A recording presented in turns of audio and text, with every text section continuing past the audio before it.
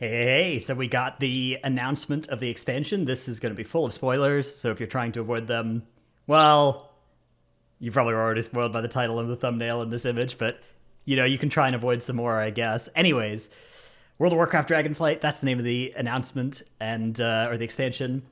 A lot of information was given today, and there was also a lot that you could glean from subtext. I'm not going to just play through and react to the whole 1 hour long video or the cinematic or anything like that, but there are a couple things that I picked up from that I want to talk about, and then there's a bunch actually on this page as well to mention. So the first thing is that when they were kind of leading in, Ian, the game director, was talking about like the lessons learned from the community feedback in Shadowlands, really in the last year of Shadowlands. And then I think that, so basically he's trying to strike a tone of like this expansion is going to be the one where we listen to the community feedback. And there's a lot of encouraging signs there as well from the things that weren't in the hour-long deep dives and everything, which include no mention of new borrowed power systems. I wouldn't take that to mean that they're not in the expansion. I just take that to mean they're not going to be as core of a focus, and they're not going to be as primary to the game experience, this expansion, which I think is something a lot of people were looking for. They also didn't talk about there being a villain. A villain wasn't mentioned in the cinematic, wasn't mentioned at all in any of the stuff, which again, I don't take to mean that there's not going to be a villain. I think there's a good chance that there will be multiple villains in the different patches, and we'll probably get to see Nozdormu go evil. Spoilers if you don't know the lore on that. We know he's gonna at some point. This seems like the likely expansion for that to happen. But again, I take it to mean that like this is not going to be focused, as the last 3 expansions ended up being, on some kind of massive threat that's going to destroy our planet, but instead it's going to be much more down to earth, and the villains are going to be more regular sized. So those are a couple of things that I kind of gleaned from the stuff they didn't mention. Now, when we're talking about the stuff they did mention, let's start by talking about the Drak Theater. So the Drak Theater Evoker. All Drak Theater are Evokers. All Evokers are Drak Theater. It's a new race class combo that they're both exclusive to each other. They are obviously either Horde or Alliance. They have their own special starter zone on the Dragon Isles. They have 2 specs, ranged DPS and a healer. And they have this cool mechanic that may be cool. My initial reaction to this was somewhat tepid. I was a little bit worried like that this wouldn't be particularly fun to play, but I'm willing to give it a shot, which is abilities that, if you look at this bar here, they like, you charge them up, and presumably as they pass certain breakpoints, they'll either, gain damage kind of linearly and then like gain a big hit of range or something here, or new parts of the ability as you channel it for longer. So basically like these are kind of modal, right? You can use them, you can either charge them up a little bit and get the small effect, or you can charge them all the way up. It'll be interesting to see how these function. It may be sort of similar to just regular long casts, except instead of, if you have to cancel halfway through, instead of losing your whole cast, you still get something. Or actually may be correct to send these different abilities at their mid breakpoints at different times, which I think could actually be pretty interesting. We'll have to see how it is to play. There's this dragon riding stuff, which looked really fun. You get a dragon that you can really customize, and it looks like that's going to be in basically from the start. I'm not sure if it'll be in the leveling experience, but it certainly won't be long after.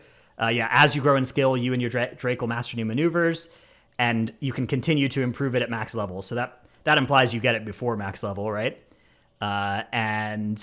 You get to do this like diving, gliding stuff where you gain speed and velocity. So it's a very different thing than just like regular flying. It looks like it's like actually flying, but with some elements of like gliding and controlling your speed by flying with gravity and stuff. So pretty cool.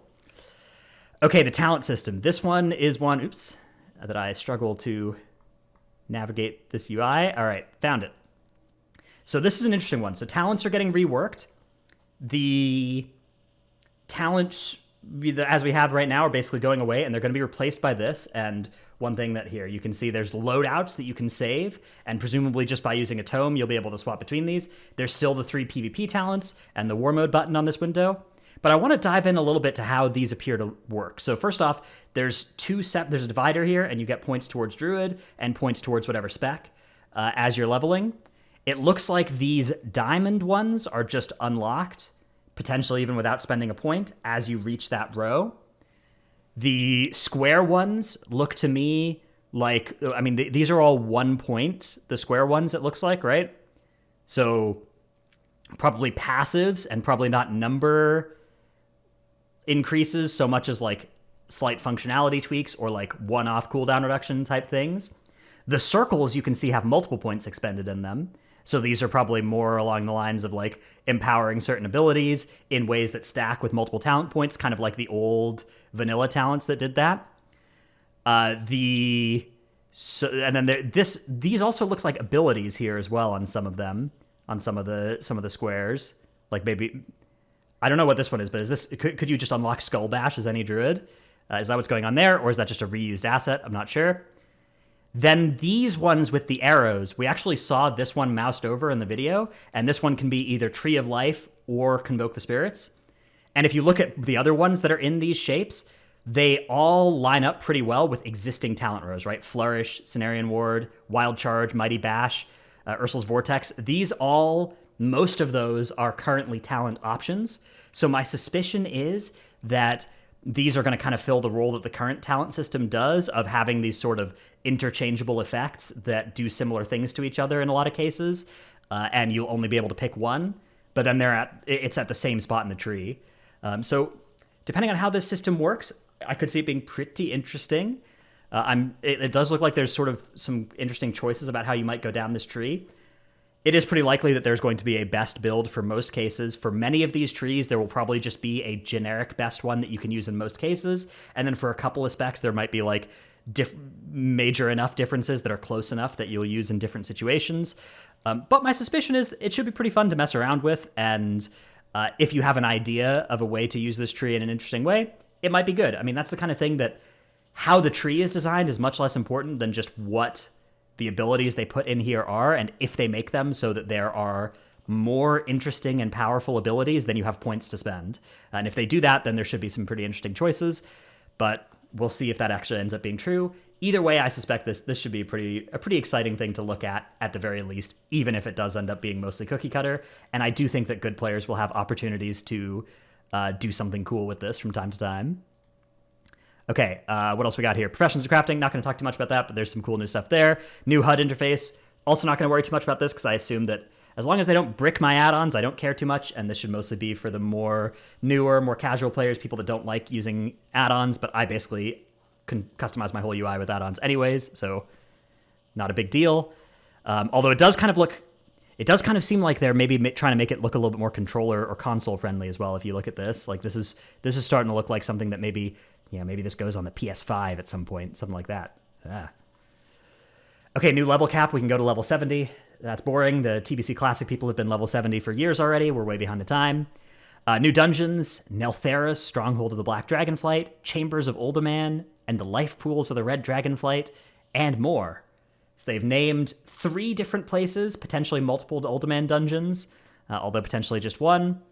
Hopefully there are many more to come. We'll see. And there's a new raid, the Ancient Prison of the Primal Incarnates, but we don't know anything about it. They didn't tell us anything about it. So that's basically it. There's an opt-in button for the beta if you would like to do that, which I'm sure that basically everybody has clicked by now.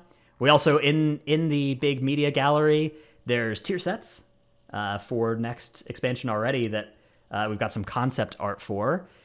My initial impression, these all do fit a very similar aesthetic, although you can see the different colors. I do wonder if these are just going to be like the 4 different tints for normal, heroic, LFR, and mythic, or if like different classes are going to have different colors here, but it does look pretty cool. I really like it. This one looks like Warrior, maybe. Like this kind of like Deathwing armor, and Here's the Storm. I like it a lot, but in general, I think that most of these look pretty cool, even though they do fit a pretty similar aesthetic to each other. I think tier sets can do that, and that can be cool. And then we have some Elemental Proto-Dragon Leaders art as well. So this is like, I don't know, like Galakron's buddies or something. I don't know. Anyways, those are just some thoughts on what's coming from the announcement. Most of all, I am excited by what sounds like an expansion where Hopefully from the get-go, things like the alt main experience, obviously the cross-faction stuff is going to be active for this expansion as well. It should be an expansion where hopefully those sorts of irritating things that get in the way of the game will get out of the way of the game, and the game can take center stage. And then if they deliver on some good raid fights, good class balance and class design and stuff, then could be a banger expansion. Or it could be a third miss in a row, which would be very unfortunate. Anyways, hope you enjoyed this video. Hope you're excited about the Dragon Isles and stuff. I'm pretty excited. Looks pretty nice. Worst case, as long as they make good raids and dungeons, how bad could it really be? Anyways, thanks for watching. See you in the next one. Bye.